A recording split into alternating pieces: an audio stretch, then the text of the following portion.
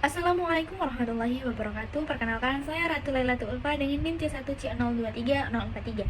Di sini saya akan membahas tentang pembukuan pencatatan pajak, pemeriksaan pajak, penyidikan pajak, dan sanksi pajak. Pembahasan yang pertama itu mengenai pembukuan dan pencatatan pajak. Pengertian pembukuan dan pencatatan. Pembukuan merupakan proses pencatatan yang dilakukan secara teratur untuk mengumpulkan data dan informasi keuangan yang meliputi harta, kewajiban, modal, penghasilan, biaya, serta jumlah perolehan dan penyerahan barang atau jasa dalam periode pajak tersebut. Sedangkan menurut undang-undang yang sama, pada pasal 28 ayat 9 mengatakan, pencatatan terdiri atas data yang dikumpulkan secara teratur tentang peredaran atau penerimaan bruto dan atau penghasilan bruto secara dasar untuk menghitung pajak terutang, termasuk di dalam penghasilan bukan objek pajak atau dikenai pajak. Persamaan dan perbedaan antara pembukuan pajak dan pencatatan pajak. Adapun persamaan pembukuan pajak dan pencatatan pajak, yaitu yang pertama, keduanya merupakan salah satu kegiatan akuntansi perpajakan di mana wajib pajak wajib melakukan kedua aktivitas tersebut untuk menghitung pajak terutang. Yang kedua, pembukuan dan pencatatan pajak berfungsi sebagai pedoman pemenuhan kewajiban perpajakan seperti laporan SPT, perhitungan pajak penghasilan pajak PPN dan PPNBM atau barang mewah. Yang ketiga, penyelenggaraan pembukaan juga berfungsi untuk mengetahui posisi keuangan dari hasil kegiatan usaha.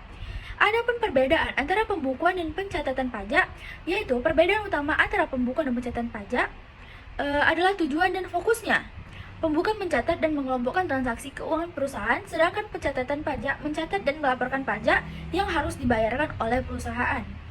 Pembahasan yang kedua yaitu mengenai pemeriksaan pajak. Pengertian, sistem pemungutan pajak di Indonesia dikenal dengan self-assessment system. Self-assessment system merupakan mengharuskan wajib pajak untuk menghitung, menyetor serta melaporkan pajak terutang dilakukan secara mandiri.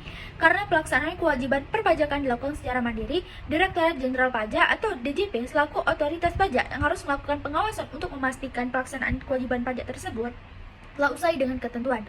Salah satu bentuk pengawasan yang dilakukan oleh Direktorat Jenderal Pajak adalah melakukan tindakan pemeriksaan pajak atau tax audit. Adapun tujuan pemeriksaan pajak, terdapat dua tujuan pemeriksaan pajak, yaitu untuk menguji kepatuhan pemenuhan pajak dan tujuan lain. Ruang lingkup pemeriksaan pajak disesuaikan dengan tujuan dari pemeriksaan tersebut. Ruang lingkup pemeriksaan untuk menguji kepatuhan pemenuhan kewajiban perpajakan dalam meliputi satu, beberapa, atau seluruh jenis pajak atau single tax atau all taxes, baik untuk salah satu beberapa masa pajak bagi tahun pajak atau tahun pajak dalam tahun-tahun lalu maupun tahun berjalan. Ruang lingkup pemeriksaan untuk tujuan lain dalam meliputi penentuan, pencocokan, atau pengumpulan materi yang berkaitan dengan tujuan pemeriksaan.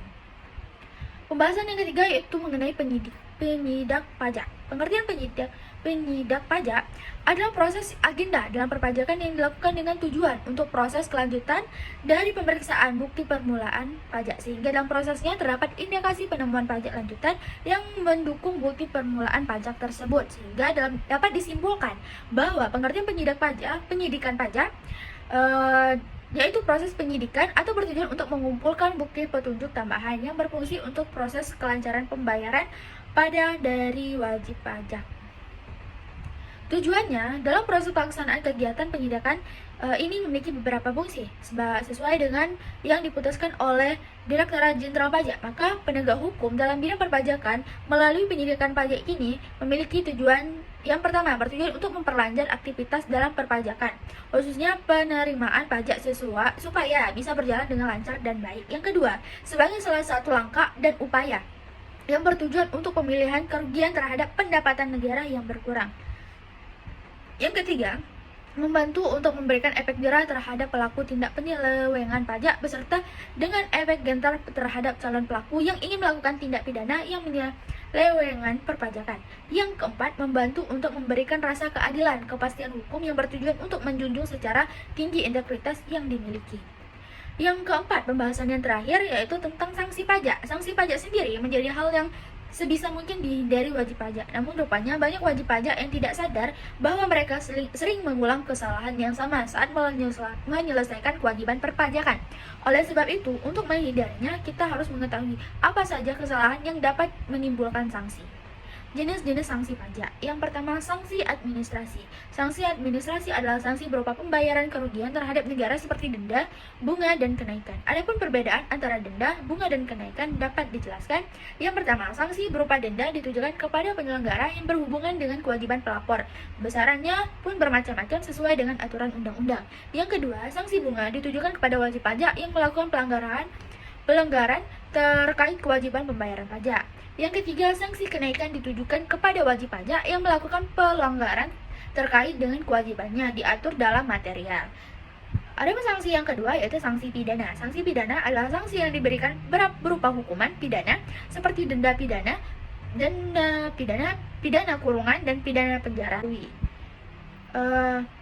Adapun kesimpulan yang bisa diambil dari materi ini, yaitu sistem pemungutan pajak dilakukan dengan self-assessment system.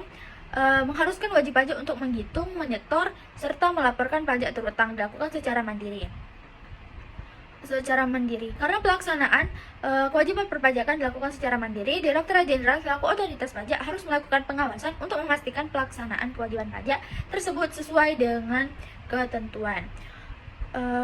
Sanksi pidana adalah sanksi yang diberikan berupa hukuman pidana seperti denda pidana, pidana kurungan, dan pidana penjara. Wajib pajak dapat dikenakan sanksi pidana bila diketahui dengan sengaja tidak menyampaikan SPT atau menyampaikan SPT tetapi isinya tidak benar. Itulah yang bisa saya sampaikan. Kurang lebih mohon maaf. Saya akhiri. Wassalamualaikum warahmatullahi wabarakatuh.